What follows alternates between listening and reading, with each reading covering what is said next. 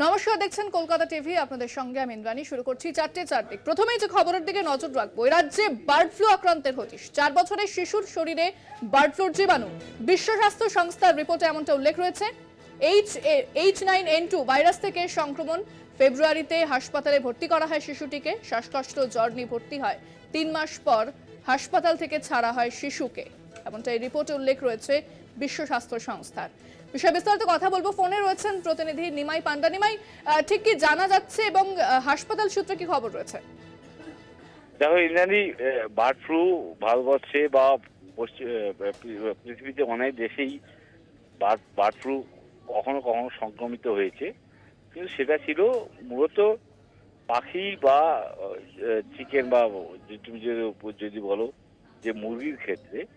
কিন্তু bird flu মানুষের শরীরে সংক্রমণ ঘটাচ্ছে, এটা দ্বিতীয় ঘটনা। 2019 সালে একজনের আক্রান্ত হয়েছিলেন একজন বার্ড ফ্লুতে, এবং 2024 ফেব্রুয়ারি মাসে আক্রান্ত হন 4 বছরের একজন ছোট শিশু, যাকে প্রায় 3 মাস ইউকুতে ভর্তি করে রাখা হয়েছিল, যদিও উনি এখন ছাড়া পেয়েছেন। কিন্তু এটা কিন্তু খুব আতঙ্কের ব্যাপার বা উদ্বেগের ব্যাপার যে এর চেন একজনের থেকে আরেকজনের শরীরে যদি বার্ড ফ্লু ছড়ায়, তাহলে সেটা কিন্তু খুব চিন্তার বিষয়। ফলে সব মিলিয়ে যেটা চিকিৎসকরা বলছেন যে চেনটাকে আটকাতে হবে। হুয়ের রিপোর্ট অনুযায়ী যে 4 বছরের একজন শিশু, তার বার্ড ফ্লু আক্রান্ত হওয়ার ঘটনা কিন্তু খুব বিরল ঘটনা। ধন্যবাদ নিমাই। কথা বললাম প্রতিনিধি নিমাই পান্ডার সঙ্গে। 4 বছরের শিশু বার্ড ফ্লুতে আক্রান্ত হয়ে হাসপাতালে ভর্তি করা হয় তাকে, এবং বিশ্ব স্বাস্থ্য সংস্থার রিপোর্টে উল্লেখ রয়েছে H9N2 ভাইরাস থেকে এই সংক্রমণ বলে জানা যাচ্ছে। আমরা বিষয়ে কথা বলেছিলাম চিকিৎসকদের সঙ্গে, তারা কি জানিয়েছেন, ফোনে কি প্রতিক্রিয়া তাদের শোনাবো। নিয়ে কোনো চিন্তার কোনো কারণ নেই। এই মুহূর্তে বার্ড ফ্লু হয়েছে, কিন্তু অনেক কারোর হয়নি, একজনের হয়েছে। তো এইটার কনজারভেটিভ ট্রিটমেন্ট করলেই চলে যাবে, কিন্তু একটা হচ্ছে সাবধান হতে হবে যখন একটা কেস হয়েছে যাতে না ছড়িয়ে যায়। এখন এই বাচ্চাটার সাথে সংস্পর্শে কে কে এসছে সেইটা জানাটা খুব দরকার। প্রতিরোধের একটাই উপায় হচ্ছে এই চেইনটাকে ব্রেক করা। অ্যাক্সেস কোনো ভ্যাকসিনেশন, রেগুলার ভ্যাকসিনেশনের নেই। তো এইটাকে আটকাতে গেলে একটাই উপায়, সেটা হচ্ছে চেনটাকে ব্রেক করা, প্রিভেন্টিভ মেজার্স গুলোকে জোরদার করা, ভারতবর্ষের নিরিখে। কারণ ভারতবর্ষে সেইভাবে বার্ড ফ্লু হয় না বা হয়নি সেইভাবে, সেভাবে আক্রান্ত হয়নি। একটা কেস দেখে পুরো জায়গাটাকে বিচার করলে হবে না। সেই রকম চিন্তা ভাবনার জায়গা বা চিন্তা করার মতন কিছু নেই। জাস্ট ফলো করা, অবজার্ভ করা, এরকম যদি সিমটমস হয় তখন তার পরীক্ষাটা করা। কিন্তু পরীক্ষা করতে গিয়ে যা খরচটা লাগে সেটা বেশিরভাগ কেউ করায় না বা করাতে পারবে না। তো এই বার্ড ফ্লু যেটা এখন ইন্ডিয়াতে হচ্ছে প্রত্যেক বছরই, কিন্তু আমাদের বুঝতে হবে যে এই বার্ড ফ্লু কিন্তু কম বেশি আমাদের দেশে হয় বা সারা পৃথিবীতেই হয়। এবং এই বার্ড ফ্লু মানে হলো একটা ইনফ্লুয়েঞ্জার একটা স্পেসিফিক টাইপ, এবং সেই ইনফ্লুয়েঞ্জা স্পেসিফিক টাইপটা বারবার যখন ইনফ্লুয়েঞ্জা ভাইরাসে কোনো মানুষ আক্রান্ত হন বা সেই ইনফ্লুয়েঞ্জা ভাইরাস যখন চলতে থাকে, তখন কিন্তু বারবার সে নিজেকে মিউটেট করে। অ্যান্টিজেনিক শিফট এবং অ্যান্টিজেনিক ড্রিফট, এই কথা দুটো আমাদের চালু আছে। তো সেই কারণে এরা নিজেদের মিউটেট করে করে নিজেদের চরিত্রগত পরিবর্তন করে করে কিন্তু বারে বারে ফিরে আসে। তাই বার্ড ফ্লু হওয়ার সম্ভাবনা প্রত্যেক বছরই থাকে। এবার সেই সম্ভাবনার কারণে সেই রোগটা কতটা ছড়িয়ে পড়বে বা কতটা আমরা আটকে রাখতে পারবো, সেগুলো আমাদের কিছু পাবলিক হেলথ মেজারের উপর ডিপেন্ড করবে। এই মুহূর্তে দাঁড়িয়ে আমাদের কাছে যা খবর এখনো পর্যন্ত এসে পৌঁছেছে, তাতে এক্ষুনি উতলা বা উদ্বিগ্ন হওয়ার কারণ নেই। তবে এই যে একটা দুটো কেস ধরা পড়ছে এবং তার যে লোকালিটি, তার চারপাশে যে খামার রয়েছে, মুরগির পাওয়া বা পশুপালন কেন্দ্র রয়েছে। আসি পরের খবরে। ইডির তদন্ত পদ্ধতিতে ফের বিরক্ত বিশেষ সিবিআই আদালতের বিচারক প্রশান্ত মুখোপাধ্যায়। ইডি এগুলো কি করছে, কিভাবে তদন্ত করছে ইডির তদন্তকারী অফিসারদের বোঝা উচিত। কোম্পানির নামে সমন পাঠালে হবে না, কোম্পানির ডিরেক্টরদের নামে সমন করতে হবে। মন্তব্য বিশেষ সিবিআই আদালতের বিচারকের। অর্পিতার 2 কোম্পানির বিরুদ্ধে অভিযোগ জমা একজন পূর্বতন ডিরেক্টরকে সমন করা হয়। হাজিরা দিলেও ব্যবস্থা নেওয়া যাবে না, আশ্বাস বিশেষ সিবিআই আদালতের। ইডির তদন্ত পদ্ধতি নিয়ে বিরক্ত প্রকাশ বিচারকের। বিশেষ সিবিআই আদালতের বিচারক তিনি বিরক্ত প্রকাশ করেছেন যে ইডি কিভাবে তদন্ত করছে, ইডি এগুলো কি করছে সেই প্রশ্ন আদালতে তুলেছেন বিচারক। ইডির তদন্ত পদ্ধতিকে ফের বিরক্ত প্রকাশ বিচারকের। বিস্তারিত কথা বলবো, ফোনে রয়েছেন আমাদের প্রতিনিধি পীযূষ কান্তি নাগ। পীযূষ, ঠিক কি বলেছেন বিচারক এ বিষয়ে? দেখো, একটি কোম্পানির বিরুদ্ধে ইডি যে কগনিজেন্স নিয়েছে, সেই কগনিজেন্সের প্রেক্ষিতে সেই কোম্পানির পূর্বতন এক ডাইরেক্টরকে নোটিশ ইস্যু করার প্রেক্ষিতেই সেই ডাইরেক্টর সরাসরি আজকে আদালতের দৃষ্টি আকর্ষণ করেন। তিনি বলেন যে সেই কোম্পানির বর্তমানে কোনো অস্তিত্ব নেই, ফলে বোর্ড অফ রেজলিউশন নেওয়ার কোনো জায়গা নেই। কিন্তু যেহেতু কোম্পানির বিরুদ্ধে ইডি কগনিজেন্স নিয়েছে, সেক্ষেত্রে তিনি ব্যক্তিগতভাবে কিভাবে ওই সমনের পরিপ্রেক্ষিতে হাজিরা দিতে পারেন। এবং এখানে তিনি আরো দাবি করেন, যদি এই কগনিজেন্স তার ব্যক্তিগত নামে নেওয়া হতো, তাহলে সেক্ষেত্রে তার হাজিরা দেওয়ার প্রশ্ন উঠত।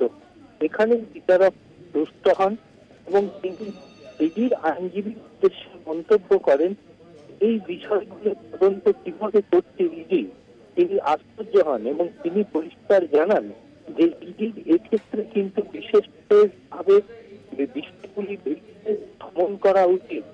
এখানে যে কোম্পানি রয়েছে, সেই কোম্পানির সেই সময় যারা ডাইরেক্টর ছিলেন, সেই ডাইরেক্টরদের বিরুদ্ধে এই ডাইরেক্টরদের সমন করে ইডি জিজ্ঞাসাবাদ করতে পারে। একটা কোম্পানির নামে সমন কি করে একজন ডাইরেক্টর তার ব্যক্তিতে গিয়ে হাজিরা দেবেন, তা কিন্তু প্রশ্নের মুখে পড়ে যাচ্ছে। যে আদালত করেছে সেই ডাইরেক্টর, সেক্ষেত্রে তার নথিভুক্ত হয়েছে আদালতে, তাই আইনজীবী মহল মনে করছে যে ওই ডাইরেক্টরকে ব্যক্তিগতভাবে যতক্ষণ না ইডি সমন করবে, সেক্ষেত্রে তিনি হাজিরা দেওয়ার পরে তার বিরুদ্ধে কোনো গুরুত্বপূর্ণ পদক্ষেপ গ্রহণ করতে পারবে না ইডি। এই কারণের জন্যই বিচারক পরিষ্কার ইডিকে আবার স্মরণ করিয়ে দিয়েছেন যে এক্ষেত্রে ব্যক্তিগতভাবে সমন জারি করলে তবেই সেই ডাইরেক্টর সেখানে হাজিরা দিতে পারবে। ধন্যবাদ পীযূষ। কথা বললাম প্রতিনিধি পীযূষ কান্তি নাগের সঙ্গে। ইডির তদন্ত পদ্ধতি নিয়ে আবারও প্রশ্ন তোলা হলো এবং এর আগেও ইডি তদন্ত পদ্ধতি বিচারকের ভৎসনার মুখে পড়েছে। বিচারক তিনি ক্ষুব্ধ হয়েছেন এবং প্রশ্ন তুলেছেন একাধিকবার। আদালতে ইডির ভূমিকা নিয়েও কিন্তু প্রশ্ন উঠেছে। এবার তদন্ত পদ্ধতিতে ফের বিরক্ত আদালত। বিশেষ সিবিআই আদালতের বিচারক তিনি বিরক্ত প্রকাশ করেছে যে ইডি এগুলো কি করছে, কিভাবে তদন্ত করছে, এবং এই প্রশ্ন কিন্তু আজকে ইডির বিরুদ্ধে তুলেছেন বিচারক।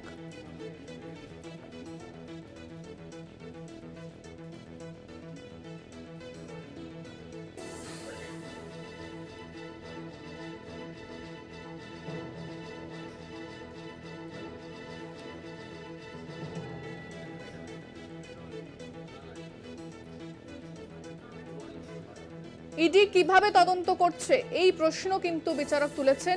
ইডির তদন্তকারী অফিসারদের বোঝা উচিত কোম্পানির নামে সমন পাঠালে হবে না, কোম্পানির ডিরেক্টরদের নামে সমন করতে হবে, মন্তব্য বিশেষ সিবিআই আদালতের বিচারকের। আমাদের সঙ্গে এই মুহূর্তে ফোনে রয়েছেন তৃণমূল মুখপাত্র অরূপ চক্রবর্তী। আপনাকে স্বাগত জানাবো। ইডির যে তদন্ত পদ্ধতি সেটা নিয়ে আবারও প্রশ্ন তুলেছেন সিবিআই বিশেষ আদালতের বিচারক। তিনি বলেছেন যে ইডি যে তদন্ত করছে, কিভাবে তদন্ত করছে সেটা নিয়ে কিন্তু তিনি প্রশ্ন তোলেন। হ্যালো হ্যালো হ্যাঁ, বলছি যে আদালতের, মহামান্য আদালতের বিচারপতির কোন রকম সন্দেহ থাকতে পারে ইডির তদন্ত প্রক্রিয়া নিয়ে, কিন্তু বিশ্বাস করুন আমাদের কোন রকম সন্দেহ নেই ইডির তদন্ত প্রক্রিয়া নিয়ে। কারণ আমরা সকলেই জানি এটা তদন্ত হচ্ছে না, প্রহসন, এবং এই তদন্তটা কোনোভাবেই সেন্ট্রাল এজেন্সি মনিটর তদন্ত নয়, এটা পুরোটাই বিজেপি মনিটর তদন্ত। তো বিজেপি মনিটর তদন্তের আউটকাম যা হওয়ার কথা এক্ষেত্রে তাই হচ্ছে, তাই হবে। তাতে যতই এরা লেগে গোবরে হোক, যতই আদালতে ভর্ৎসনা খাক তবু এদের শিক্ষা হবে না, এদের মুখ পুড়বে। মানুষের রায় ঘাড় ধাক্কা দিয়ে বুঝিয়ে দিয়েছে এই এজেন্সি রাজ দেশের মানুষ পছন্দ করছে, এই এজেন্সি রাজ দেশের মানুষ মেনে নিচ্ছে না। তারপরেও যদি এদের শিক্ষা না হয় তাহলে পরিষ্কার ভাবে দেশের মানুষ আর 2 বছর পরে আবার বিধানসভা নির্বাচন এবং তার আগেই হয়তো লোকসভায় আবারও এই সরকার চালাতে পারবে না, নতুন সরকার তৈরি হবে। তখন না থাকবে ইডি, না থাকবে সিবিআই, না থাকবে এই ধরনের এজেন্সি দালালগুলো।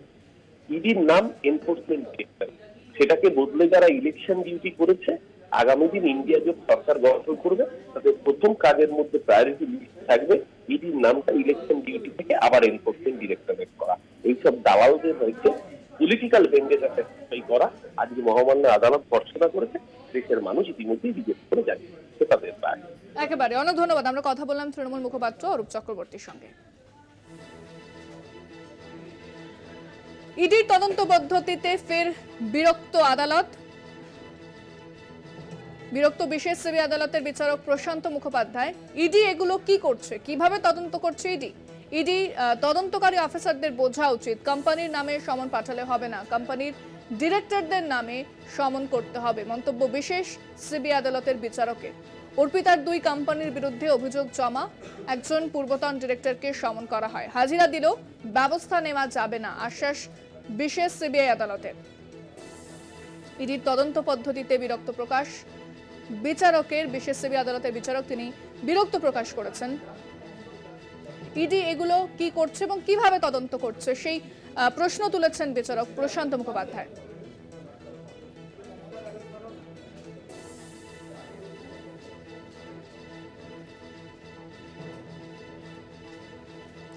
ফোনে রয়েছেন বিজেপি নেতা রাহুল সিনহা, আপনাকে স্বাগত জানাবো।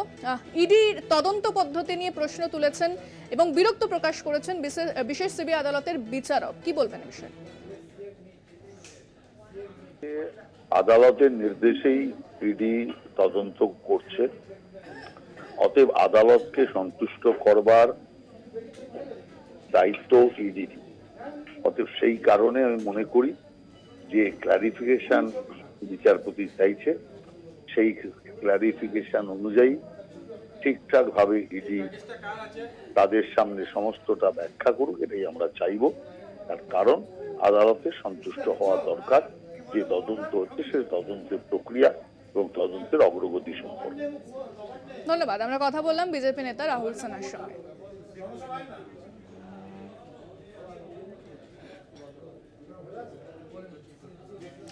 ভোট শেষ হতেই এবার মুখ্যমন্ত্রীর নজরে শিল্প, ফের বৃহস্পতিবার বিকেলে বৈঠক করবেন মুখ্যমন্ত্রী, বণিক সভা শিল্পপতিদের নিয়ে বৈঠক করবেন মুখ্যমন্ত্রী মমতা বন্দ্যোপাধ্যায়। ভোট শেষ হতেই এবার মুখ্যমন্ত্রীর নজরে শিল্প, বৃহস্পতিবার বিকেলে বৈঠক করবেন মুখ্যমন্ত্রী, বণিক সভা শিল্পপতিদের নিয়ে বৈঠক করবেন মুখ্যমন্ত্রী মমতা বন্দ্যোপাধ্যায়। ফের বৃহস্পতিবার বিকেলে বৈঠক করবেন মুখ্যমন্ত্রী। এবার ভোটের পর নজরে রয়েছে শিল্প, কিভাবে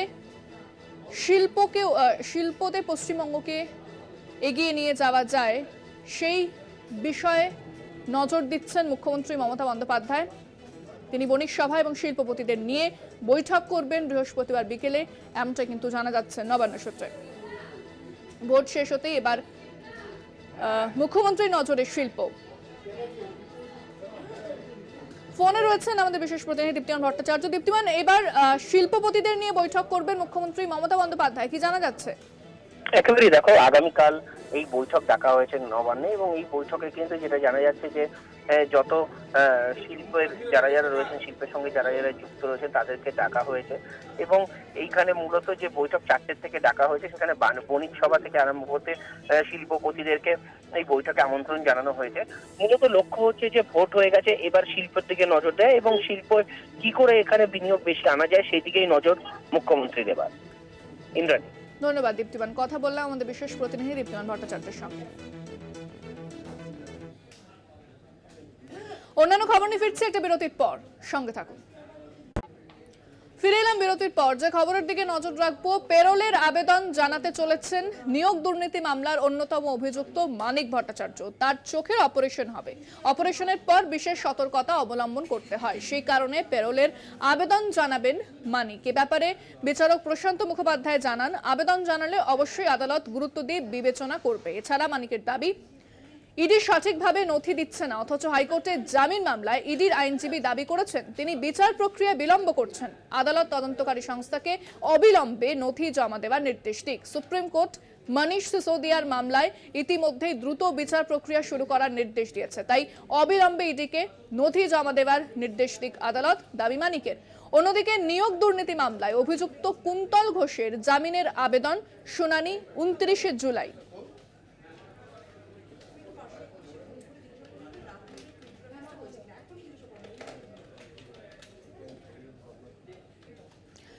সংশোধনাগারের সেলে টিভি লাগানোর আবেদন নিয়োগ দুর্নীতি মামলায় ধৃত কুন্তল ঘোষের এর এখতিয়ার আমার নেই মন্তব্য বিচারকের। জেল কর্তৃপক্ষকে বিবেচনার নির্দেশ দিতে পারেন আরজি কুন্তল ঘোষের আইনজীবী। আমার নির্দেশের পর বাজেট করবে জেল কর্তৃপক্ষ, তারপর সেটা অর্থ দফতরে যাবে, অর্থ দফতর পাশ করলে তবেই টিভির জন্য বরাদ্দ, মন্তব্য বিচারক প্রশান্ত মুখোপাধ্যায়। প্রাথমিক নির্দেশ না দিলে ওই পর্যন্ত পৌঁছতে পারবো না, তাই প্রাথমিক পদক্ষেপের জন্য আপনার নির্দেশ বিশেষ জরুরি, মন্তব্য কুন্তল ঘোষের আইনজীবী। সংশোধনাগারের সেলে টিভি লাগানোর আবেদন করা হয়েছে। আবেদন করেছেন নিয়োগ দুর্নীতি মামলা ধৃত কুন্তল ঘোষ। এর এখতিয়ার আমার নেই মন্তব্য বিচারকের। জেল কর্তৃপক্ষকে বিবেচনার নির্দেশ দিতে পারেন আরজি কুন্তল ঘোষের আইনজীবী। আমার নির্দেশের পর বাজেট করা হবে, জেল কর্তৃপক্ষ বাজেট করবে, তারপর সেটা অর্থ দফতরে যাবে, অর্থ দফতর পাশ করলে তবেই টিভির জন্য বরাদ্দ, মন্তব্য বিচারক প্রশান্ত মুখোপাধ্যায়।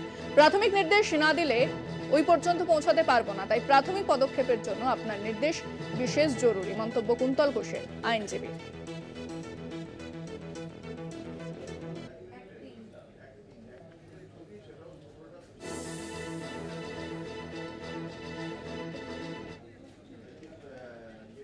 আরো বিপাকে তৃণমূল বিধায়ক সোহম চক্রবর্তী, তার বিরুদ্ধে এবার আদালতে মামলা রেস্তোরাঁর মালিকের। রেস্তোরাঁর মালিক ও তার পরিবারকে হুমকির অভিযোগ, নিরাপত্তা ও তদন্তের আর্জিতে হাইকোর্টে আবেদন। গত শুক্রবার শুটিং এ গিয়ে গাড়ি পার্কিং নিয়ে এক রেস্তোরাঁর মালিকের সঙ্গে ঝামেলায় জড়ান সোহম। রেস্তোরাঁর মালিককে মারধর, সোহমের দাদাগিরি, জল গড়ালো আদালতে। সোহম ও রেস্তোরাঁ মালিক সংঘাতের জল গড়ালো হাইকোর্টে। সোহমের বিরুদ্ধে এবার আদালতে মামলা করলেন নিউটাউন রেস্তোরাঁর মালিক আনিসুল আলম। কেন আদালতে, ঠিক কি হয়েছিল সেদিন রেস্তোরাঁয়? রেস্তোরাঁ মালিকের অভিযোগ, গত শুক্রবার সন্ধ্যে নিউটাউনের এক রেস্তোরাঁর একটি ফ্লোরে শুটিং করছিলেন সোহম। শুটিং এর সময় রেস্তোরাঁর সামনে গাড়ি রাখা নিয়ে সোহমের নিরাপত্তা রক্ষীদের সঙ্গে বচসা। পার্কিং খালি করতে বললে সোহমের নিরাপত্তা রক্ষীরা রেস্তোরাঁর মালিকের ওপর চড়াও হন। সোহম ও রেস্তোরাঁর মালিককে মারধর করেন। সিসিটিভির ফুটেজে সেই ঘটনা ধরা পড়ে। বচসার মুহূর্তের ছবি প্রকাশ্যে আসতেই শোরগোল, শুরু হয় রাজনৈতিক চর্চা। কারণ অভিনেতা ছাড়াও সোহম চক্রবর্তী একজন জনপ্রতিনিধিও, তিনি হুগলির চণ্ডীপুরের বিধায়ক। যদিও সোহমের দাবি রেস্তোরাঁ মালিক অভদ্র ব্যবহার শুরু করেন, বিধায়ক এবং তার দেহরক্ষীর সঙ্গে দুর্ব্যবহার করা হয়, এমনকি দেহরক্ষীর গায়ে হাতও তোলা হয়।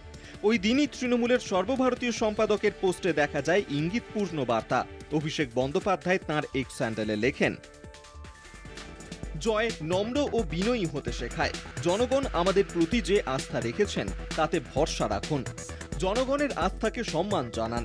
নির্বাচিত জনপ্রতিনিধিরা জনগণের আদেশের কাছে ঋণী। জনপ্রতিনিধিদের উচিত আরও দায়িত্বশীলভাবে কাজ করা। যদিও রেস্তোরাঁ কাণ্ডে সোহমের পাশে দাঁড়িয়েছেন রাজনৈতিক মহলের একাংশ, তবে সোহমের বিরুদ্ধে দেবের মন্তব্য নিয়েও শুরু হয়েছে তরজা। ঘটনার 4 দিন পর বুধবার সোহমের বিরুদ্ধে হাইকোর্টে মামলা করেন রেস্তোরাঁর মালিক আনিসুল। তার অভিযোগ, তাঁকে এবং তার পরিবারকে হুমকি দেওয়া হচ্ছে। নিরাপত্তা ও তদন্তের আর্জিতে হাইকোর্টে আবেদন। মামলা দায়ের করার অনুমতি দিয়েছেন বিচারপতি অমৃতা সিনহা। কলকাতা টিভি।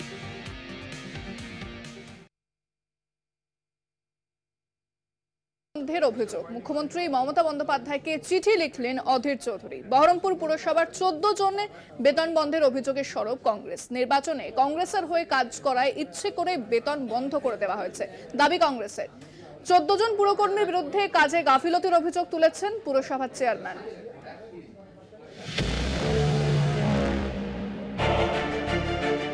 নির্বাচনের আগে থেকেই তৃণমূলের বিরুদ্ধে খড়গহস্ত কংগ্রেস। একাধিক অভিযোগে তৃণমূলকে কড়া ভাষায় আক্রমণ করতে ছাড়েনি বঙ্গ কংগ্রেস। এবার ভোট মিটতেই ফের নয়া অভিযোগ, পুরকর্মীদের বেতন আটকে রাখার অভিযোগ তুলে সরব খোদ অধীর চৌধুরী। এই মর্মে মুখ্যমন্ত্রী মমতা বন্দ্যোপাধ্যায়কে চিঠি দিলেন প্রদেশ কংগ্রেস সভাপতি। কংগ্রেসের অভিযোগ, বহরমপুর পুরসভার 14 জন কর্মীকে বেতন দেওয়া হচ্ছে না। 14 জন কর্মী কংগ্রেসের কর্মী সমর্থক বলেই তাদের বেতন আটকানোর অভিযোগ। তার পানীয় জল বন্ধ হয়ে গেল। আজকে থেকে শুনছি কংগ্রেস করা বা কংগ্রেসের পক্ষে মতামত দানের জন্য তাদের কাছে যারা আইডেন্টিফাই হয়েছে এরকম 14 জনের বেতন আটকে দেওয়া হয়েছে। ট্রেজারি থেকে ডেসপাস হয়ে গেছে। স্বাভাবিক না মানবিক? মুখ হিসাবে অধীর চৌধুরী এর আগেও মুখ্যমন্ত্রীকে চিঠি দিয়েছেন। মুখ্যমন্ত্রী অমানবিক হতে পারেন, কিন্তু অধীর চৌধুরী তো মানবিক। তিনি কতটা রেসপন্স করবেন সেটা পরের কথা। অধীরের অভিযোগ, বেতন বন্ধের নেপথ্যেও রাজনৈতিক কারণ। নির্বাচনে অধীর চৌধুরীর হয়ে পরিশ্রম করার জন্যই 14 জন পুরকর্মীর বেতন স্থগিত করা হয়েছে। যদিও ওই 14 জন পুরকর্মীর বিরুদ্ধে কাজে গাফিলতির অভিযোগ তুলেছেন পুরসভার চেয়ারম্যান।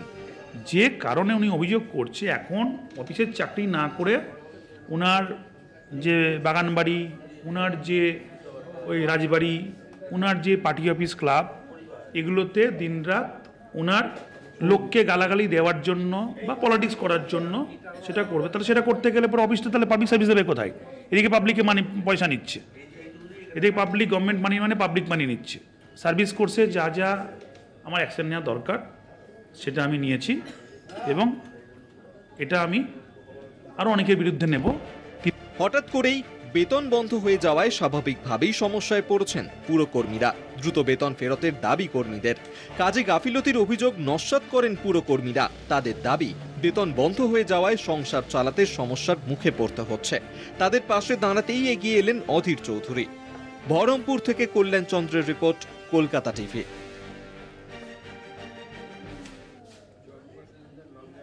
এখন সময় আরো একটা বিরতির, সঙ্গে থাকুন।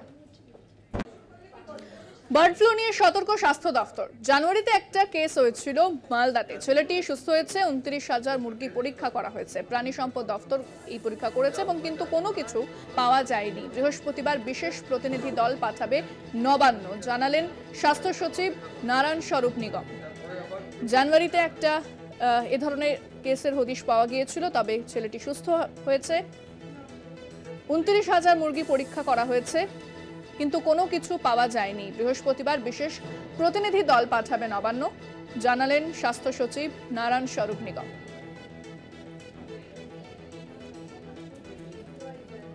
ফোনে রয়েছেন আমাদের বিশেষ প্রতিনিধি দীপ্তিমান ভট্টাচার্য। দীপ্তিমান, বার্ড ফ্লু নিয়ে স্বাস্থ্য দফতর সতর্ক রয়েছে এবং নবান্ন সূত্রে কি খবর পাওয়া যাচ্ছে? দেখো, যখন এই বার্ড ফ্লু ধরা পড়েছিল তারপর কিন্তু সেখানে গিয়ে তার পরীক্ষা করা, এখানে ওটা পাখিদের মধ্যে ছড়িয়েছে কিনা বা কোনো কিছু হয়েছে কিনা, সেই সংক্রমণ বেড়েছে কিনা, সেগুলো কিন্তু সব নেগেটিভ ছিল। সুতরাং এখন যেটা দেখার বিষয় যে এখন আবার ডিএইচএস এর নেতৃত্বে কিন্তু একটি দল গঠন করা হয়েছে এবং পাঠানো হচ্ছে। তারা আবার পরীক্ষা চালাবেন এবং কোথাও ছড়িয়েছে কিনা বা কি হয়েছে, কি পরিস্থিতি রয়েছে, সেই পরীক্ষা নিরীক্ষা আবার করা হবে। অর্থাৎ স্বাস্থ্য দপ্তর কিন্তু সতর্ক এই বার্ড ফ্লু নিয়ে। ইন্দ্রাণী, ধন্যবাদ দীপ্তিমান। কথা বললাম আমাদের বিশেষ প্রতিনিধি দীপ্তিমান ভট্টাচার্যের সঙ্গে। পরিস্থিতি খতিয়ে দেখবে নবান্ন এবং দল পাঠানো হবে, এমনটাই কিন্তু নবান্ন সূত্রে খবর।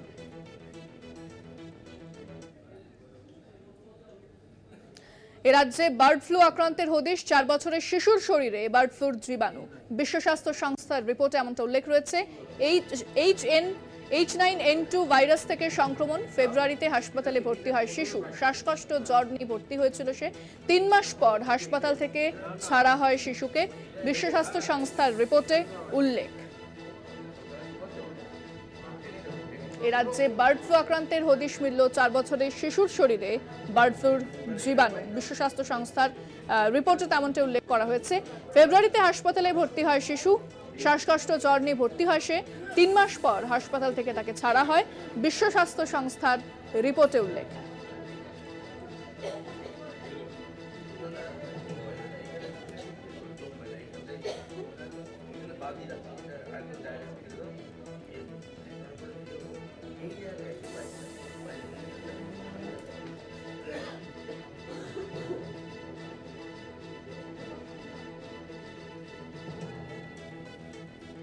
আমরা বিষয়ে কথা বলেছিলাম চিকিৎসকদের সঙ্গে, তারা ফোনে কি প্রতিক্রিয়া জানিয়েছেন শোনাব আপনাদের।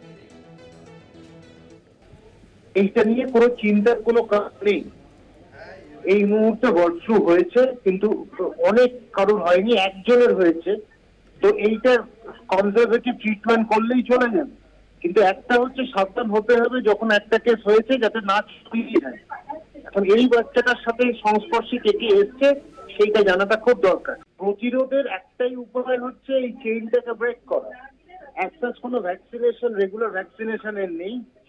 তো এইটাকে আটকাতে গেলে একটাই উপায়, যেটা হচ্ছে চেইনটাকে ব্রেক করা, প্রিভেন্টিভ মেজার্স গুলোকে জোরদার করা, মানে ভারতবর্ষের নিরিখে। কারণ ভারতবর্ষে সেইভাবে বার্ড ফ্লু হয় না বা হয়নি সেইভাবে, বা সেভাবে আক্রান্ত হয়নি।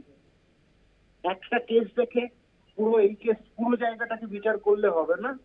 সেই রকম চিন্তা ভাবনার জায়গা বা চিন্তা করার মতন কিছু নেই। জাস্ট ফলো করা, অবজার্ভ করা, এরকম যদি সিমটমস হয় তখন তার পরীক্ষাটা করা। কিন্তু পরীক্ষা করতে গিয়ে যে খরচটা লাগে সেটা বেশিরভাগ কেউ করায় না বা করাতে পারবে না। তো এই বার্ড ফ্লু যেটা এখন ইন্ডিয়াতে হচ্ছে প্রত্যেক বছরই, কিন্তু আমাদের বুঝতে হবে যে এই বার্ড ফ্লু কিন্তু কম বেশি আমাদের দেশে হয় বা সারা পৃথিবীতেই হয়। এবং এই বার্ড ফ্লু মানে হলো একটা ইনফ্লুয়েঞ্জার একটা স্পেসিফিক টাইপ, এবং সেই ইনফ্লুয়েঞ্জা স্পেসিফিক টাইপটা বারবার যখন ইনফ্লুয়েঞ্জা ভাইরাসে কোনো মানুষ আক্রান্ত হন বা সেই ইনফ্লুয়েঞ্জা ভাইরাস যখন চলতে থাকে, তখন কিন্তু বারবার সে নিজেকে মিউটেট করে। অ্যান্টিজেনিক শিফট এবং অ্যান্টিজেনিক ড্রিফট, এই কথা দুটো আমাদের চালু আছে। তো সেই কারণে এরা নিজেদের মিউটেট করে করে নিজেদের চরিত্রগত পরিবর্তন করে করে কিন্তু বারে বারে ফিরে আসে। তাই বার্ড ফ্লু হওয়ার সম্ভাবনা প্রত্যেক বছরই থাকে।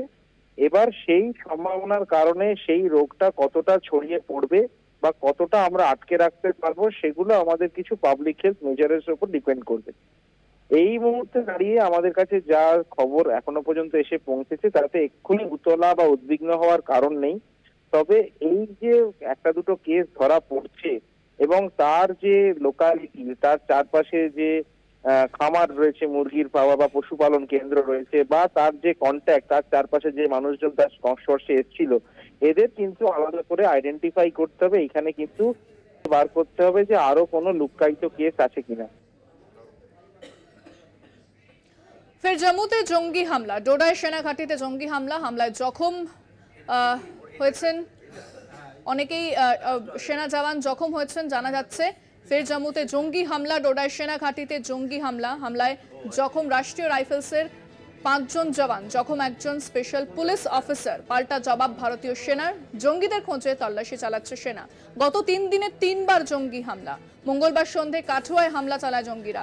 সন্ত্রাসবাদীদের গুলিতে জখম একজন গ্রামবাসী, সেনা ও পুলিশের পাল্টা গুলিতে নিহত এক জঙ্গি। কাঠুয়ায় ঘটনায় নিহত একজন আধা সেনা জওয়ান। শনিবার তীর্থযাত্রীদের বাসে হামলা চলে। রিয়াসিতে জঙ্গিদের গুলিবৃষ্টির মুখে পড়ে খাদে পড়ে যায় বাস। হামলার ঘটনায় 9 জনের মৃত্যু হয়েছে। অর্থাৎ একাধিক জঙ্গি হানা জম্মু কাশ্মীর উপত্যকা আবারও উত্তপ্ত। এবং একদিকে যেরকম ভোট মিটতেই কিন্তু দেখা যাচ্ছে উত্তপ্ত জম্মু কাশ্মীর, জঙ্গি হানা একের পর এক জঙ্গি হানা। 370 হ্রদের পর যেটা দাবি করা হয়েছিল যে একেবারে শান্ত হয়ে গিয়েছে উপত্যকা, সেখানে কোনো রকম জঙ্গি হানার ঘটনা দেখা যায়নি এর আগে। তবে আবারও কিন্তু লাগাতার 3 বার জঙ্গি হানার ঘটনা। ডোডায় যে ঘটনা ঘটেছে, সেনা ঘাঁটিতে হামলা চালায় জঙ্গিরা। 5 জন সেনা জওয়ান তারা আহত হয়েছেন। একজন উচ্চপদস্থ পুলিশ আধিকারিক তিনি আহত হয়েছেন বলে জানা যাচ্ছে।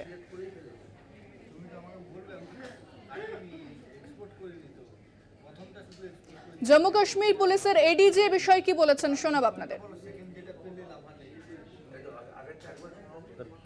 कुछ लोगों से पानी वगैरह मांगने की कोशिश की, तो जब लोग दहशत में आए तो उसके बाद जैसे सूचना मिली इसकी, तो यहाँ पर SHO और SDPO की टीम मौके पर पहुंची और चूंकि उसमें एक आतंकवादी ने उन पर ग्रेनेड लॉन्च करने की कोशिश की और एक्सचेंज ऑफ फायर में वो टेररिस्ट मारा गया।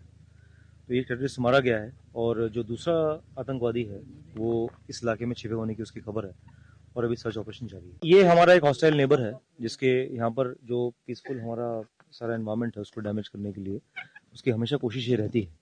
तो लिहाजा ये जो इन्फिल्ट्रेशन है ये appear to be fresh infiltration और जैसे एक आतंकवादी मारा गया दूसरे की भी सर्च जारी है। वो इन्वेस्टिगेशन का हिस्सा है अभी। आरआर कैंप को टारगेट करने की कोशिश तो नहीं किया? छतरकला वाला छतरकला में बेसिकली हमारा डिप्लॉयमेंट है ऑलरेडी, उसमें 4RR और हमारे पुलिस का जॉइंट नाका होता है उस पर फायर हुआ है और अभी रिटेलिएट किया गया और एनकाउंटर जारी है।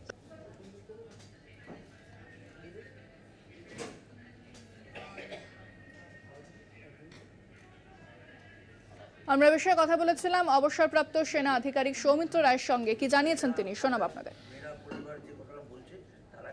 লাই লো করেছিল আর যেই নতুন গভর্নমেন্ট শপথ নিল হঠাৎ করে এই টেররিস্ট অ্যাক্টিভিটিজ একটা রিসার্জেন্স ওখানে হলো। এটা বন্ধ করার একমাত্র কারণ, কারণ পাকিস্তানের সঙ্গে যতই আমরা চেষ্টা করি একটা বন্ধুত্বের পরিবেশ আনার, পাকিস্তান সেনাবাহিনী কিন্তু সেটা চায় না। পাকিস্তানি ISI ইন্টেলিজেন্স সার্ভিস যেটা সেনার অংশ সেটাও তারা চায় না। এখন আমাদের উচিত হচ্ছে যে এই আমরা দেখলাম যে এই তিন দিনে 3টে টেররিস্ট অ্যাটাকের মধ্যে 6 জন কিন্তু আমাদের সিকিউরিটি পার্সোনাল ইনজিওর্ড হয়েছে আর সিভিলিয়ানও তার মধ্যে আছে। যেমন পিলগ্রিম যারা মারা পড়লো তারা টোটালি একটা সিভিলিয়ান ইনোসেন্ট, তার মধ্যে বাচ্চা একটা পরিবার কমপ্লিটলি সেখানে মারা গেল। এটা একটা ভয়ের পরিবেশ সৃষ্টি করার। আর তারা বলতে চাইছে যে এই পাকিস্তানের লস্করি তৈবা বা রেজিস্ট্যান্স ফ্রন্ট যে নামই হোক না, তারা আবার প্রমাণ করতে চাইছে তারা একটা ফোর্স টু বি রেকন্ড উইথ। এখন আমাদের কাজ হচ্ছে যে উই মাস্ট বি প্রোঅ্যাক্টিভ আর আমরা রেসপন্স করব অ্যাক্রস দি বর্ডার। তাকান রুট যতদিন না আমরা গাছের শেকড়কে হিট করছি, শেকড়টা তো পাকিস্তানের মধ্যে, আর এরা যারা অ্যাক্টিভিটিস করছে এরা তো গাছের ডালপালা, ওই শেকড়টাকে যতক্ষণ না আমরা হিট করে ডিস্ট্রয় করছি এটা বন্ধ করা বড় মুশকিল। আমার মনে হয় আমাদের সিকিউরিটি ফোর্স প্রোঅ্যাক্টিভ হয়ে একটা রেসপন্স করবে অ্যাক্রস দি বর্ডার, যেটা এদের ভালো শিক্ষা দেবে। জম্মুতে জঙ্গি হামলা, রাহুলের নিশানে এবার মোদী। অভিনন্দন বার্তায় ভেসে যাচ্ছেন নরেন্দ্র মোদী। এদিকে জম্মু কাশ্মীরে নির্মমভাবে খুন তীর্থযাত্রীদের, তাদের পরিবারের চিৎকার মোদীর কানে যাচ্ছে না। রিয়াসি, কাঠুয়া, ডোডা 3 দিনে 3টি জঙ্গি হামলা। প্রধানমন্ত্রী এখনো উৎসব পালন করে চলেছেন। দেশ জবাব চাইছে, সন্ত্রাসবাদীদের ধরতে পারছে না কেন বিজেপি সরকার? সোশ্যাল মিডিয়ায় পোস্ট রাহুল গান্ধী। ফোনে রয়েছেন আমাদের বিশেষ প্রতিনিধি সুচন্দ্রিমা। সুচন্দ্রিমা, রাহুল গান্ধী তিনি কিন্তু এই জম্মু কাশ্মীরে যে জঙ্গি হামলা হয়েছে সেটা নিয়ে নরেন্দ্র মোদীকে সরাসরি প্রশ্ন করেছেন যে বিজেপি সরকার কি করছে, কেন এখনো পর্যন্ত শান্ত হয়নি জম্মু কাশ্মীর? একেবারে যে লোকসভার বিরোধী দলনেতা হিসেবে শুধু নয়, দেশের একজন নাগরিক হিসেবে তার এটা কর্তব্য যে দেশের মানুষ যাতে সবকা সাথ সবকা বিকাশের বলনেওয়ালা সরকারের থেকে সেই বিকাশ এবং সাহায্য আশা করে। নরেন্দ্র মোদী সরকার ক্ষমতায় এসেছে, প্রধানমন্ত্রী হিসেবে তৃতীয়বার শপথ নিয়েছেন নরেন্দ্র মোদী এবং সেখানে শপথ গ্রহণের দিন রিয়াসির যে ঘটনা, তারপর থেকে তিনবার এই সন্ত্রাসবাদী হামলার ঘটনায় নিশ্চুপ নরেন্দ্র মোদীর সরকার বলা যেতে পারে এই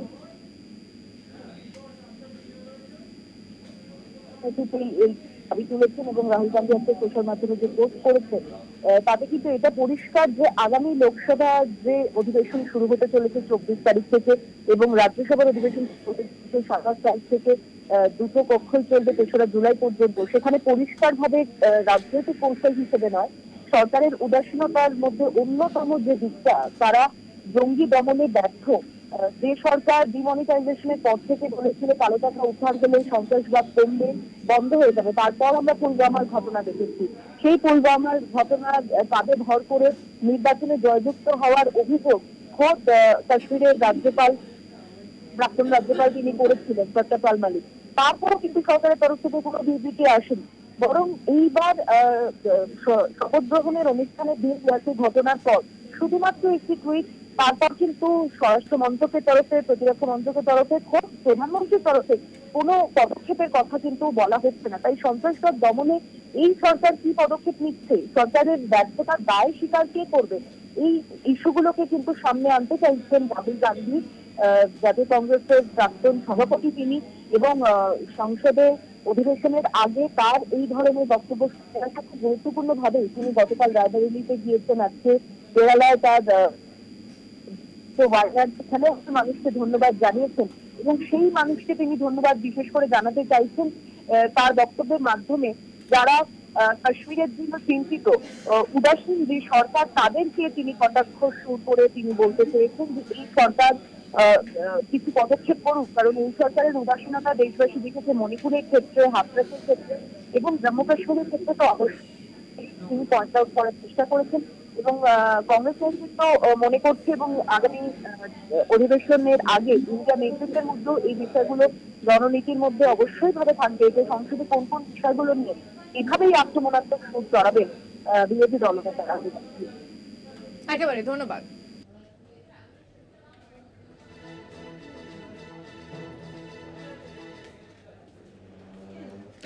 ফের পাল্টে খেতে পারেন নীতিশ কুমার। রেল মন্ত্রকের দাবি ছিল নীতিশ কুমারের, নীতিশের সেই দাবি মানা হয়নি। পঞ্চায়েত রাজ, মৎস্য নিয়ে সন্তুষ্ট থাকতে হয়েছে নীতিশকে। তাহলে এবার তিনি কি করবেন? তিনি কি সন্তুষ্ট হয়েছেন সেই প্রশ্ন কিন্তু উঠছে, কারণ যে মন্ত্রক তিনি চেয়েছিলেন অর্থাৎ রেল মন্ত্রকের দাবি করেছিলেন নীতিশ কুমার, সেই মন্ত্রকের বদলে তাকে কিন্তু অন্য দায়িত্ব দেওয়া হয়েছে। পঞ্চায়েত রাজ ও মৎস্য নিয়ে তাকে সন্তুষ্ট থাকতে হয়েছে। তাহলে এবার কি পদক্ষেপ করতে চলেছেন নীতিশ কুমার? তিনি কি এই যে দায়িত্ব দেওয়া হয়েছে তাকে নতুন, সেটা নিয়ে কি তিনি সন্তুষ্ট? কারণ নীতিশের দাবি মানা হয়নি। তাহলে কি ফের পাল্টে খেতে পারেন নীতিশ কুমার? রেল মন্ত্রকের দাবি ছিল নীতিশ কুমারের, নীতিশের সেই দাবি মানা হয়নি। পঞ্চায়েত রাজ, মৎস্য নিয়ে সন্তুষ্ট থাকতে হয়েছে নীতিশকে। তার দাবি না মানা হওয়ায় তিনি কি সন্তুষ্ট হয়েছেন? অর্থাৎ আমরা দেখেছিলাম যে বেশ কিছু দাবি করা হয়েছিল টিডিপি এবং নীতিশ কুমারের দলের পক্ষ থেকে।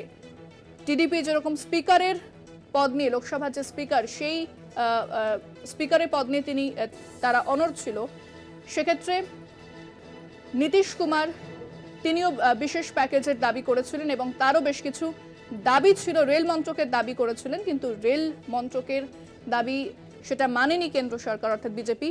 তারা কিন্তু অন্য দায়িত্ব এবার নীতিশ কুমারকে দিয়েছেন।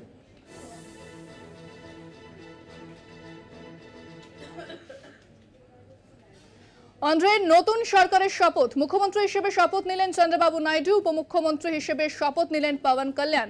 শপথ অনুষ্ঠানে সামিল ছিলেন মোদি, অমিত শাহ, নাড্ডা। অন্ধ্রের নতুন রাজধানী হবে অমরাবতী। শপথের আগেই ঘোষণা চন্দ্রবাবুর। বিধানসভা ভোটে 135 আসন পেয়ে নিরঙ্কুশ সংখ্যাগরিষ্ঠতা টিডিপির। পবন কল্যাণের জনসেনা পার্টি পেয়েছে 21টি আসন এবং পবন কল্যাণকে উপমুখ্যমন্ত্রী করা হয়েছে। মুখ্যমন্ত্রী হয়েছেন চন্দ্রবাবু নাইডু। তিনি অন্ধ্রের জন্য বিশেষ প্যাকেজের দাবি করেছিলেন এবং সেই দাবি বহু বছর তিনি করে আসছেন। 2018 সালেও করেছিলেন, তারপরেই কিন্তু বিজেপি না মানায় এনডিএ ছেড়ে বেরিয়ে যান চন্দ্রবাবু নাইডু ও তার দল। তবে এবার নির্বাচনে কিন্তু আবারও তারা জোট বাঁধেন। অন্ধ্রে জয় চন্দ্রবাবু নাইডুর, শপথ নিলেন মুখ্যমন্ত্রী হিসেবে।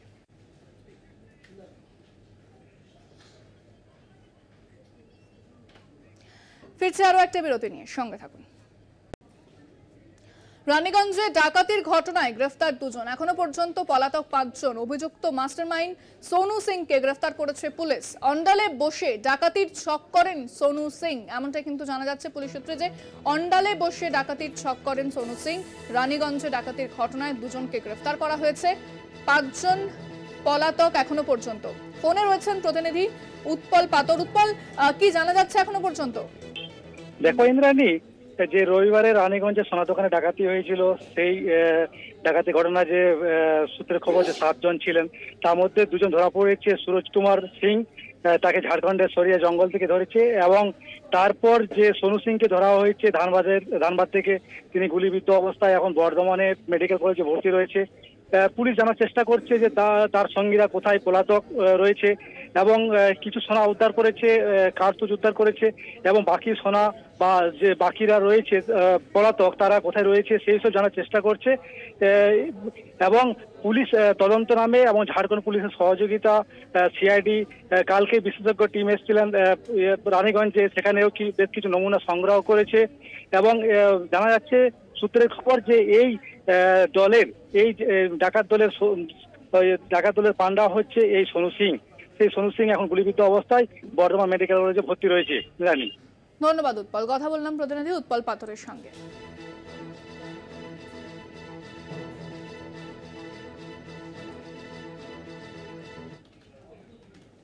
আবহাওয়ার খবরের দিকে নজর রাখবো। আজ এবং আগামীকাল উত্তরবঙ্গে লাল সতর্কতা জারি করা হয়েছে। আলিপুরদুয়ার, জলপাইগুড়ি, কোচবিহারে অতি ভারী বৃষ্টি, দক্ষিণবঙ্গে আর্দ্রতাজনিত অস্বস্তি বজায় থাকবে, বৃষ্টির সম্ভাবনা ক্ষীণ দক্ষিণবঙ্গে। পশ্চিমের জেলাগুলিতে তাপপ্রবাহের সতর্কতা। 15-16 জুন দক্ষিণবঙ্গে বজ্রবিদ্যুৎ সহ বৃষ্টির সম্ভাবনা। আলিপুর আবহাওয়া দফতর সূত্রে এমনটাই খবর পাওয়া যাচ্ছে। যেরকম উত্তরবঙ্গে লাল সতর্কতা জারি, ভারী বৃষ্টি চলছে, কিন্তু দক্ষিণবঙ্গে প্রবল দাবদাহ, তাপপ্রবাহের পরিস্থিতি এবং আর্দ্রতাজনিত অস্বস্তি দক্ষিণবঙ্গ জুড়ে। দক্ষিণবঙ্গে বৃষ্টির সম্ভাবনা ক্ষীণ, তবে উত্তরবঙ্গে বিভিন্ন জেলা যেখানে আলিপুরদুয়ার, জলপাইগুড়ি, কোচবিহারে অতি ভারী বৃষ্টির সম্ভাবনা। দক্ষিণবঙ্গে আর্দ্রতাজনিত অস্বস্তি বজায় থাকবে, বৃষ্টির সম্ভাবনা ক্ষীণ রয়েছে দক্ষিণবঙ্গে। উত্তরে অতিবৃষ্টি হলেও দক্ষিণে নেই বৃষ্টি। তাপপ্রবাহের সতর্কতা পশ্চিমের জেলাগুলিতে। 15 এবং 16 জুন দক্ষিণবঙ্গে বৃষ্টির সম্ভাবনা বলে জানা যাচ্ছে। বিস্তারিত কথা বলবো, ফোনে রয়েছেন প্রতিনিধি শাশ্বতী রায়। শাশ্বতী, উত্তরবঙ্গে ভারী বৃষ্টি চলছে, দক্ষিণবঙ্গে বৃষ্টির দেখা নেই, কি বলছে আবহাওয়া দফতর? একেবারে উত্তরবঙ্গে যে এই মুহূর্তে যে সাইক্লোনিক সার্কুলেশনের অবস্থান রয়েছে তার জেরেই অতি ভারী থেকে ভারী বৃষ্টির সম্ভাবনার কথা জানিয়েছে আলিপুর আবহাওয়া দপ্তর। সেক্ষেত্রে আজ এবং আগামীকাল জারি রয়েছে লাল সতর্কতা। বিশেষত আলিপুরদুয়ার, কোচবিহার এবং জলপাইগুড়ি এই 3 জেলার জন্যই রেড অ্যালার্ট জারি রয়েছে। এছাড়াও দক্ষিণবঙ্গের বাকি জেলাগুলো অর্থাৎ দার্জিলিং, কালিম্পং, মালদা এবং 2 দিনাজপুর এই জেলাগুলিতেও কিন্তু কমলা সতর্কতা জারি। সেক্ষেত্রে অতি ভারী থেকে ভারী বৃষ্টির সম্ভাবনা রয়েছে আজ এবং আগামীকাল উত্তরবঙ্গের জেলাগুলিতে। এর সঙ্গে সঙ্গে 30 থেকে 40 কিলোমিটার বেগে ঝোড়ো হাওয়া বওয়ারও কথা জানাচ্ছে আবহাওয়াবিদরা। সেক্ষেত্রে দক্ষিণবঙ্গের ক্ষেত্রে সেই অর্থে সুখবর নেই বললেই চলে। আগামী 14 তারিখ পর্যন্ত বৃষ্টির সম্ভাবনা অত্যন্ত ক্ষীণ বলে জানাচ্ছে হাওয়া অফিস এবং পশ্চিমের জেলাগুলির ক্ষেত্রে তাপপ্রবাহের সতর্কতা জারি রয়েছে। 15 জুনের পর দক্ষিণবঙ্গে বৃষ্টি হতে পারে বলে মনে করছে আবহাওয়াবিদরা এবং সেক্ষেত্রে যে সাইক্লোনিক সার্কুলেশন ইতিমধ্যে উত্তরবঙ্গে অবস্থান করছে, যার জেরে যে মৌসুমী বায়ুর অক্ষরেখা উত্তরবঙ্গে ইতিমধ্যেই প্রবেশ করে গেছে, সেই অক্ষরেখারও স্থান পরিবর্তন হচ্ছে না। কারণ এই যে সার্কুলেশনটি রয়েছে সেটি ইতিমধ্যেই সাব হিমালয়ান ওয়েস্ট বেঙ্গল হয়ে আসামের অভিমুখে রয়েছে। তার জন্যই এই অতি ভারী বৃষ্টির পূর্বাভাস রয়েছে উত্তরবঙ্গের ক্ষেত্রে। দক্ষিণবঙ্গের জেলাগুলিতে বিক্ষিপ্ত বৃষ্টি হতে পারে উপকূলবর্তী জেলাগুলিতে, তবে সেই অর্থেই প্রচুর পরিমাণে যে জলীয় বাষ্প ভেতরে প্রবেশ করছে তার জন্যই স্থানীয় মেঘের সঞ্চার হয়ে দক্ষিণবঙ্গে বৃষ্টি হতে পারে বলে জানাচ্ছে হাওয়া অফিস। তবে সেই অর্থে যে আর্দ্রতাজনিত বা তাপমাত্রা বৃদ্ধির কারণে যে পরিস্থিতি তৈরি হয়েছে তার জেরে যে তার থেকে মুক্তি মিলবে না বলে এখনো জানাচ্ছে। ধন্যবাদ শাশ্বতী। কথা বললাম প্রতিনিধি শাশ্বতী রায়ের সঙ্গে।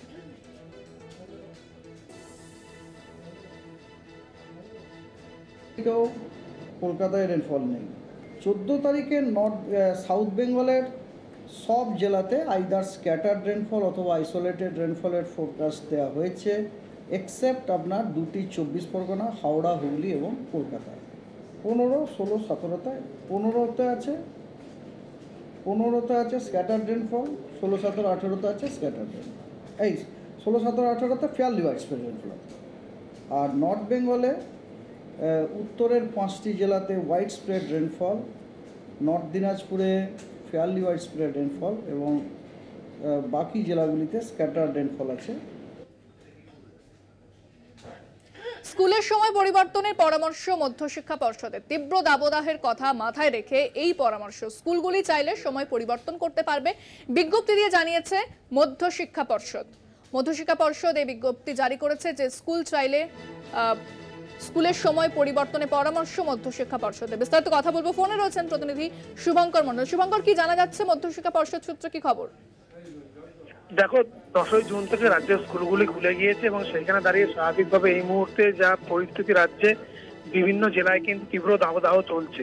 ফলত স্কুল খুললেও তীব্র অস্বস্তি রয়েছে এবং পড়ুয়ারা যাতে সমস্যায় না পড়েন সেদিকে তাকিয়ে মধ্যশিক্ষা পর্ষদের তরফ থেকে একটি বিজ্ঞপ্তি জারি করা হয়েছে আজকে, যেখানে বলা হয়েছে যে সব স্থানীয় স্কুল যেখানে এই ধরনের দাবদাহ চলছে সেখানে স্থানীয় ওয়েদারের পরিস্থিতি দেখে বা আবহাওয়ার পরিস্থিতি, দাবদাহের পরিস্থিতি দেখে স্কুল কর্তৃপক্ষ তারা স্কুলের সময়সীমা অর্থাৎ ক্লাসের সময়সীমা পরিবর্তন করতে পারে, কিন্তু অবশ্যই সেটা যেন নিয়মিত ক্লাস এবং সেই সঙ্গে মিড ডে মিলের যে ব্যবস্থাপনা তাকে যেন হ্যাম্পার না করে, অর্থাৎ তাকে যেন সমস্যায় না ফেলে।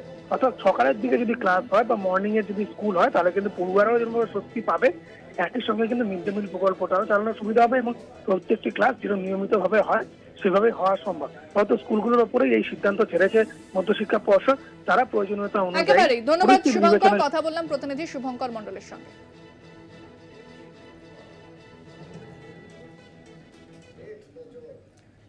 নন্দীগ্রামে টাকাপুরায় 4 সদস্যের ফরেন্সিক দল। টাকাপুরায় বোমা বাঁধার সময় জখম হয় 3 জন। বুধবার সুবোধ বেড়ার বাড়ির পাশের ঝোপ থেকে উদ্ধার হয় বোমা। কি কারণে বিস্ফোরণ খতিয়ে দেখতে টাকাপুরায় ফরেন্সিক দল।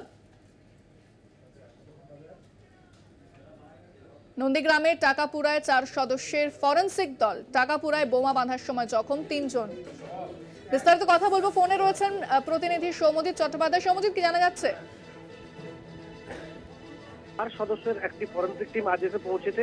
গত রবিবার নন্দীগ্রাম 2 ব্লকের টাকাপুরাতে একটি বিস্ফোরণ হয় এবং সেই বিস্ফোরণে 3 জন জখম হয়েছিলেন। যার বাড়িতে বিস্ফোরণ হয়েছিল সুবোধ বেরা, তার বাড়ি থেকে কিন্তু তার পরদিন বম্ব স্কোয়াড গিয়ে বোমা উদ্ধার করে এবং গতকাল সেই সুবোধ বেরার বাড়ির পাশের ঝোপ থেকে বোমা উদ্ধার হয়। এতবার বোমা উদ্ধার হওয়ার পরে কিন্তু আজকে সেই স্থানে বম্ব স্কোয়াড ফরেন্সিক টিম পৌঁছেছে 4 সদস্যের। ইন্দ্রাণী, ধন্যবাদ।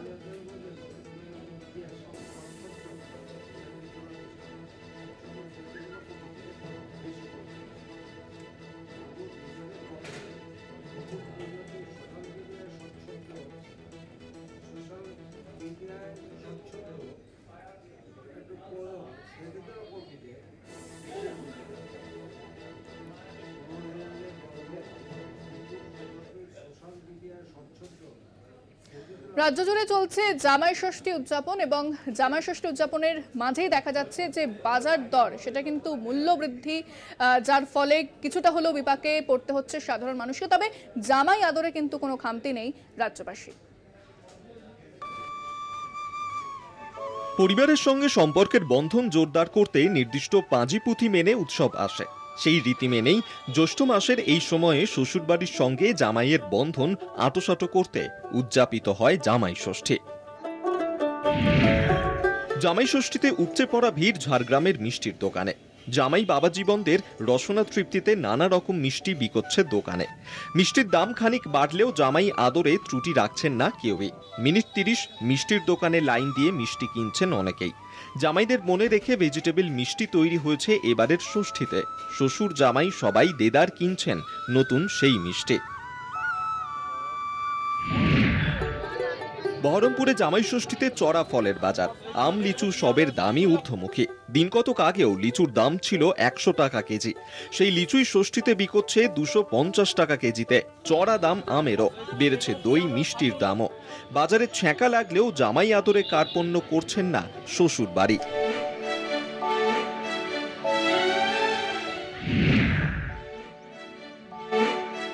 পুরুলিয়ার ঝালদায় জামাই ষষ্ঠী পালিত হয় একটু অন্যরকম ভাবে। এখানে অরণ্য ষষ্ঠী পালন করেন এলাকার মহিলারা। প্রকৃতি পুজোর মাধ্যমে সুন্দর ও সুস্থ জীবনের কামনা করেন তাঁরা। আধুনিক সভ্যতায় অরণ্য ধ্বংস করে চলছে দেদার নগরায়ন।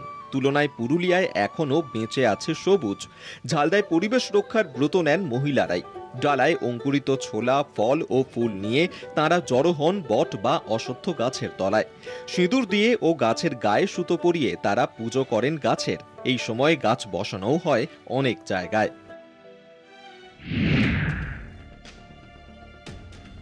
জামাই ষষ্ঠীতে হনুমানের আতঙ্ক নদিয়ার তেহট্টে। হনুমানের আক্রমণে একের পর এক আক্রান্ত হচ্ছেন এলাকার মানুষ। হনুমানের আতঙ্ক ছড়িয়ে পড়তেই শ্বশুরবাড়ি যেতে ভয় পাচ্ছেন তেহট্টের বেতাই দক্ষিণ জিতপুরের জামাইরা। হনুমানের দাপট থেকে রক্ষা পায়নি কচি কাঁচা থেকে শুরু করে এলাকার পুরুষ মহিলা কেউই। লাঠি নিয়ে পাহারা দিলেও হনুমান তাড়াতে পারছেন না এলাকাবাসী। বন দফতর ও প্রশাসনের হস্তক্ষেপের দাবি জানিয়েছেন তাঁরা। কলকাতা টিভি।